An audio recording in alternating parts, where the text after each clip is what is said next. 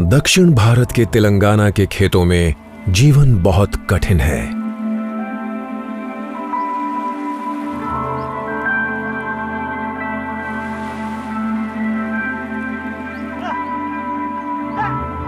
किसान सुबह से लेकर शाम तक कमर तोड़ मेहनत करते हैं, पर इस मेहनत का फल उन्हें हमेशा नहीं मिल पाता। अपनी फसल को उगाने के लिए हम सिर्फ और सिर्फ बारिश पर ही निर्भर करते हैं। बारिश नहीं होती है तो हम अपनी फसल खो देते हैं। तो हम जहां से भी हो सकता है पैसा उधार लेकर अपने खेत की सिंचाई करते हैं। हमारा काम बस इसी तरह से चलता है। हम बारिश पर भरोसा करते हुए मक्का और कपास की खेती करते हैं, पर जब बारिश नहीं होती, भीषण अकाल पड़ता है, फसल बर्बाद होती है और हमारी जमीन बंजर रह जाती है। हमने बोरवेल की खुदाई भी की, लेकिन एक बूंद पानी नहीं मिला। हमारी बंजर जमीनों में फसल नहीं उगेगी। तेलंगाना अपनी पानी की समस्या के लिए मशहूर है। इस क्षेत्र में लगातार अकाल पड़ते हैं। गोदावरी नदी इस क्षेत्र के बीचों बीच से गुजरती है, पर इसका पानी उन खेतों तक नहीं पहुंचता जिन्हें इसकी सबसे ज्यादा जरूरत है। इससे सिंचाई की एक विकराल समस्या उठ खड़ी हुई जो कई दशकों से बनी हुई है। भले ही हमारे एरिया में दो बड़ी नदियां हैं, उनके नाम हैं कृष्णा और गोदावरी, तो बहुत सारा पानी गोदावरी में मौजूद है, यहां तक कि कृष्णा में भी है, पर नदियों का स्तर नीचे है। ज्यादातर इलाकों की ऊंचाई उनसे ज्यादा है।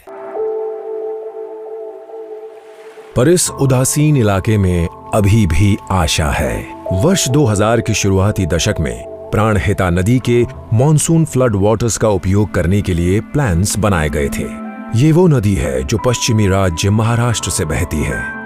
एक प्रोजेक्ट की योजना बनाई गई। इसमें बाढ़ के पानी को दक्षिण में कृषि इलाकों की तरफ ले जाया जाना था, पर 2010 में एक रुकावट पैदा हो गई जिसने प्रोजेक्ट पर एक प्रश्न चिन्ह लगा दिया। एक जरूरी पहलू है पर्याप्त स्टोरेज ना होना, दूसरा है पर्याप्त बहाव ना मिल पाना, तो वहां पानी की जरूरत नहीं है। अब एक ऐसी साइट को ढूंढने की आवश्यकता थी जहां नदी का पानी बड़ी मात्रा में मौजूद हो। सर्वे टीम्स तेलंगाना में गोदावरी नदी के तटों पर उतर आई। उन्होंने लाइडर जैसी अत्याधुनिक तकनीक का इस्तेमाल किया, जिसमें लेजर इल्यूमिनेशन और सोफिस्टिकेटेड सेंसर्स की मदद से नदी के तट का हवाई सर्वे किया गया। इससे कई पॉइंट्स पर सब सरफेस टोपोग्राफी और नदी के वॉल्यूम्स के बारे में बहुमूल्य जानकारी प्राप्त हुई, और ये बहुत ही कम समय में किया गया। सर्वे करना एक बड़ा चैलेंज है। सिंचाई के लिए किसी ने ऐसा सर्वे नहीं किया था, और इससे 6 साल तक का काम हो गया जो हमने 6 महीनों में किया। टेक्नोलॉजी की मदद से प्रोसेस को एक गति मिली और प्लानर्स अब अपनी सोच को हकीकत बना सकते थे। उनकी खोज उन्हें कलेश्वरम तक ले आई। गोदावरी के तट पर बना कलेश्वरम एक पवित्र स्थल है। भगवान शिव को समर्पित इस लोकप्रिय मंदिर के बारे में मान्यता है कि यहां हर किसी की प्रार्थना सुनी जाती है। कलेश्वरम का महत्व सिर्फ यहीं तक सीमित नहीं है। यह स्थान 2 बड़ी नदियों का संगम भी है, गोदावरी और प्राणहिता। बारिश के मौसम में दोनों नदियों में पानी बढ़ जाता है। जब ये मिलती हैं, तब बहाव बहुत बढ़ जाता है। अगर इस बाढ़ के पानी का बहाव मोड़ दिया जाए, तो तेलंगाना की जल समस्या हल हो सकती है। नई ऊर्जा और दृष्टिकोण से तेलंगाना की सरकार ने प्रोजेक्ट को एक नया रूप दिया, the Kaleshwaram lift irrigation scheme या कलेश्वरम प्रोजेक्ट। मेदिगद्दा गोदावरी किनारे बसे एक छोटे से गांव को लिंक 1 के स्टार्टिंग लोकेशन के तौर पर चुना गया, जो कलेश्वरम प्रोजेक्ट का पहला फेज है। एक नया राज्य बनने के बाद तेलंगाना को पानी की बहुत जरूरत थी। हमारे पास 950 MTC पानी का एलोकेशन है जो गोदावरी नदी से आना है। तो इस एलोकेशन को पूरी तरह से इस्तेमाल करने के लिए मुझे लगा बराज बनाने के लिए, पंप हाउस के लिए ये बेस्ट लोकेशन है। कलेश्वरम प्रोजेक्ट से कई बड़े बदलाव आने थे। 169 टीएमसी पानी को 37 लाख एकड़ में पहुंचाना था और साथ ही 18.25 एकड़ के नए खेतों की भी सिंचाई होनी थी। ये ग्राउंड वाटर की भरपाई करता और 30 टीएमसी पीने का पानी प्रदान करता। तेलंगाना के 13 जिलों को इससे फायदा मिलता। एक नदी को किस तरह से मोड़ा जाता कि वो इतने बड़े क्षेत्र तक पहुंच पाती, खासतौर से तेलंगाना जैसे पहाड़ी, उबड़ खाबड़ और पथरीले क्षेत्र में।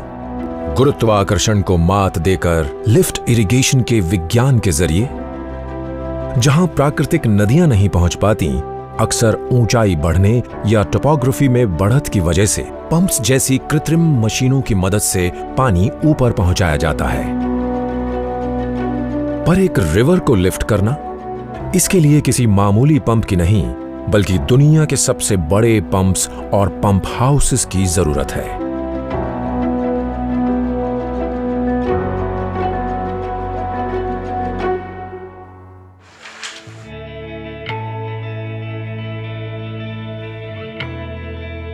Megha engineering and infrastructures limited या MEIL उन स्टेक होल्डर्स में से एक है जिन्हें कलेश्वरम प्रोजेक्ट के ज्यादातर पंप हाउसेस को बनाने के लिए चुना गया है। बड़े इंफ्रास्ट्रक्चर के क्षेत्र में इस टीम के पास 3 दशक से ज्यादा का अनुभव है, पर इन्होंने अब तक इतने बड़े स्केल और स्कोप का प्रोजेक्ट नहीं किया है। वॉल्यूम के हिसाब से ये बड़ा प्रोजेक्ट है। उसके लिए हमने सबसे पहले डिजाइनिंग पार्ट पर ज्यादा ध्यान दिया है। ये जरूरी है और दुनिया के सबसे बड़े प्रोजेक्ट्स में से एक है। ये हमने डिजाइन पार्ट पर ही कंसंट्रेट किया है। की मेंबर्स एक प्रोजेक्ट विजिट के लिए गए थे और प्रोजेक्ट साइट को देखने के बाद हमें थोड़ी फिक्र हुई थी इस मामले में कि इस जगह पर और वो भी इतना बड़ा प्रोजेक्ट प्रैक्टिकली पॉसिबल है भी या नहीं। हमने इसे इंटरनली रिव्यू किया, पर अच्छी बात यह है कि हमारे पास इन हाउस सपोर्टिंग ग्रुप्स भी हैं। इसका डिजाइन बहुत बड़ा है सच में। कलेश्वरम प्रोजेक्ट को 2 एलिवेशंस के बीच पानी लिफ्ट करना है। कलेश्वरम से जो समुद्र तल से 90 मीटर की ऊंचाई पर है और कोंडा पोच्चमा सागर रिजर्वॉयर से जो समुद्र तल से 618 मीटर की ऊंचाई पर है। इससे कुल एलिवेशन बन जाता है करीब 528 मीटर।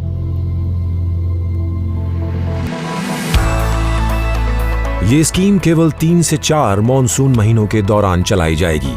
इसमें रोजाना 2 टीएमसी पानी लिफ्ट किया जाएगा।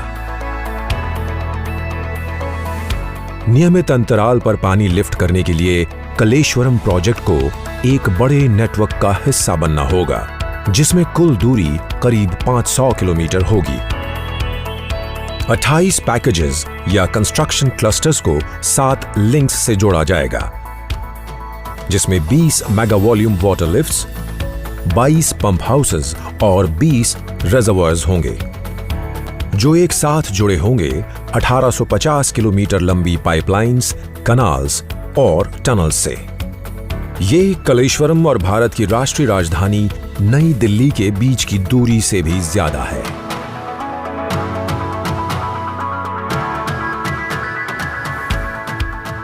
ब्लूप्रिंट्स तैयार किए गए, पर डिजाइन्स तैयार करना एक अलग बात है और लोकेशन पर बिल्ड करना उससे कहीं अलग। इसमें एक और समस्या है, टीम के पास काम पूरा करने के लिए सिर्फ 24 महीने का वक्त है। अगर हम एक टीम के तौर पर काम करें तो चाहे काम कितना भी बड़ा हो, कितना भी मुश्किल हो, हम उसे पूरा कर ही सकते हैं। मैं अपने टीम मेंबर से हमेशा कहता हूं कि हर प्रॉब्लम का एक सोल्यूशन होता ही है और जितनी जल्दी आप उस सोल्यूशन को ढूंढ सकते हैं उसके बेसिस पर आप कितने भी मुश्किल काम कर सकते हैं। ये सिर्फ प्रोजेक्ट की बात नहीं है, जिंदगी में भी ऐसा ही है। 2017 में कलेश्वरम प्रोजेक्ट के लिंक 1 का निर्माण कार्य शुरू किया गया। मेदिगद्दा का बराज यही वो जगह है जहां गोदावरी से फ्लड वाटर्स को पहली बार लिफ्ट इरिगेशन मेगा प्रोजेक्ट में लाया जाएगा। इसकी लंबाई 1.62 किलोमीटर है और इसमें 85 गेट्स हैं। इसमें लाइव स्टोरेज के लिए 16 टीएमसी पानी से ज्यादा की क्षमता है। बिना रिजर्वॉयर बनाए या नदी के तट को डुबाए।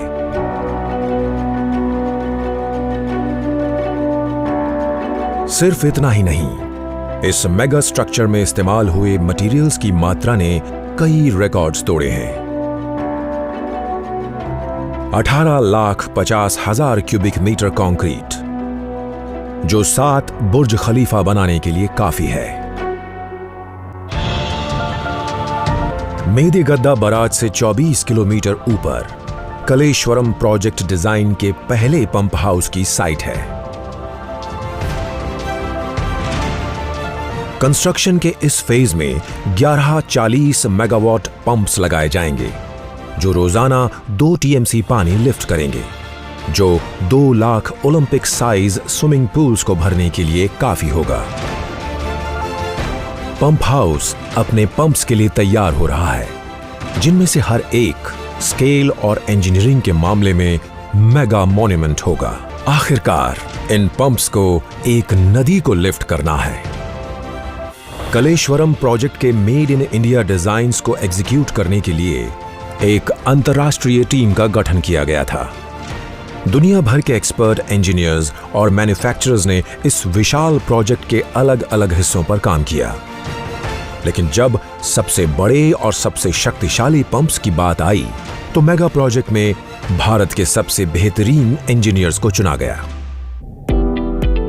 भारत हेवी इलेक्ट्रिकल्स लिमिटेड या BHEL ऐसी इकलौती भारतीय पब्लिक सेक्टर अंडरटेकिंग है जिसे कलेश्वरम प्रोजेक्ट में इस्तेमाल होने वाले सबसे बड़े पंप्स और मोटर्स बनाने के लिए चुना गया।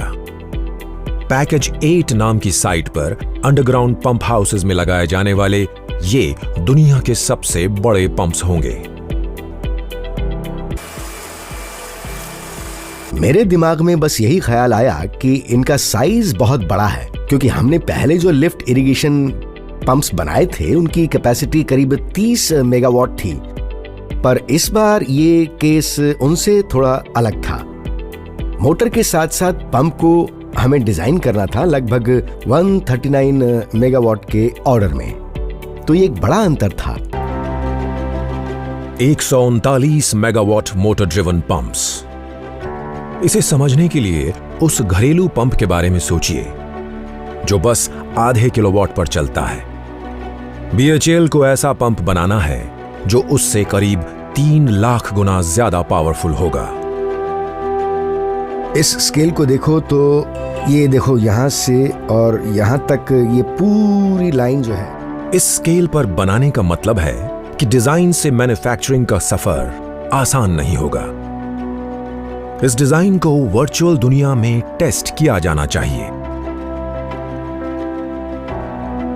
भले ही ये एक कंप्यूटर पर काम कर जाए, इसका मतलब ये नहीं कि ये डिजाइन फाइनल है। BHEL की अत्याधुनिक हाइड्रोलॉजी टेस्टिंग लैब में ये चेक किया जा रहा है कि कंप्यूटर मॉडल असल दुनिया में काम कर पाएगा या नहीं।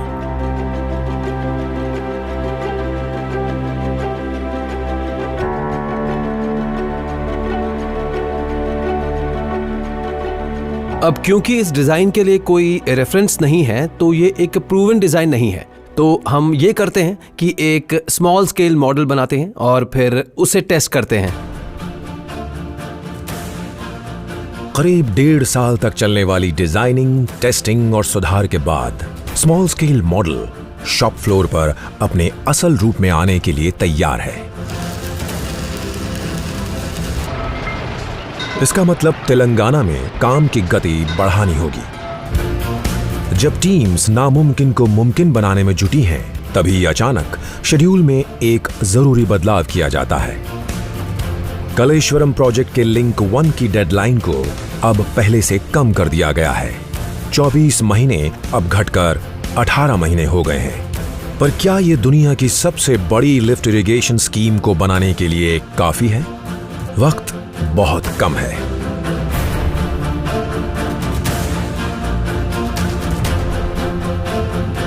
हम ये काम 18 महीने में कर पाएंगे या नहीं, ये जरूर एक चैलेंज ही है। अब साइट को एक बार में नहीं बनाया जा सकता।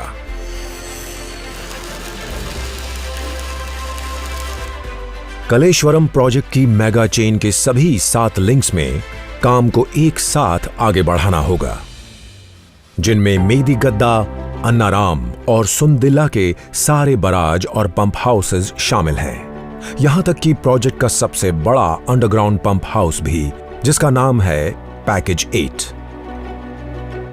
पर समय सीमा कम होने से उसे नजरअंदाज नहीं किया जा सकता, जो सबसे ज्यादा जरूरी है, सुरक्षा। इस प्रोजेक्ट की शुरुआत में ही हमने 24 महीनों के लिए प्लानिंग की थी। फिर उसके बाद डेडलाइन घटकर 18 महीने हो गई। इस टाइमलाइन के कम होने के दौरान हमने इंटरनली डिस्कस किया कि हमें सेफ्टी पर सबसे ज्यादा ध्यान देना होगा।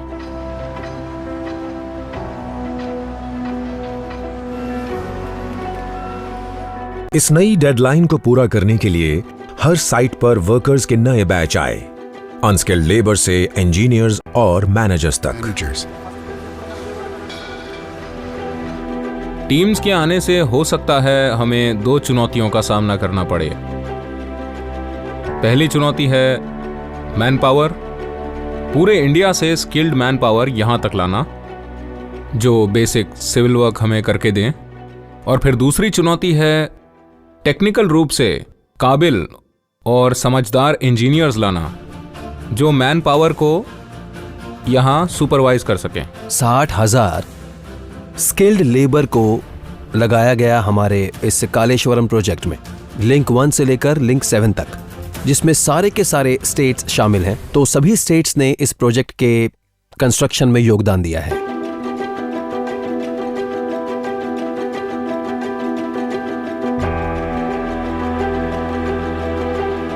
जहां एक तरफ टीम्स तैयार हो रही हैं, वहीं भोपाल में कलेश्वरम प्रोजेक्ट के मेगा पंप्स आकार ले रहे हैं।